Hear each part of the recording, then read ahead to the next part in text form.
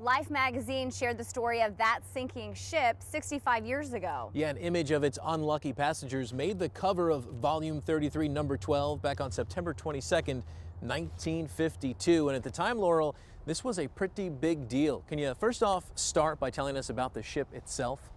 The Canadian Pacific passenger ship was the predecessor of the Princess Patricia, which was the first love boat for the Princess Cruise Line. Her maritime career in the mid-20th century, except for the World War, of course, was spent plying the waters of British Columbia, Alaska, and Washington State. That is until September 7th, 1952. What happened? Well, on the last cruise of the Alaska season, the ship ran into heavy squalls and high winds. The heavy tides and the winds just pushed it closer to shore. And so Officer Charles Savage grabbed his binoculars and he ran up onto the bridge to see if he could find any navigational lights. Well, at the same time, the lookout screamed out, "Land!"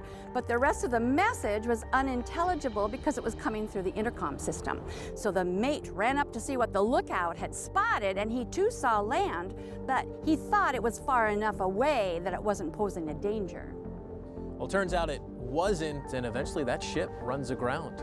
At 2:58 a.m., the Princess Kathleen ran into Lena Point, which is about 14 miles northwest of Juneau.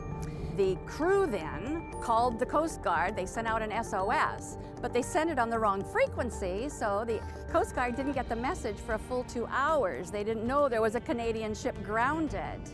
So around 5:30, Savage ordered the life jacket-clad passengers to abandon ship. Stranded, so some of them thought. What did the passengers do?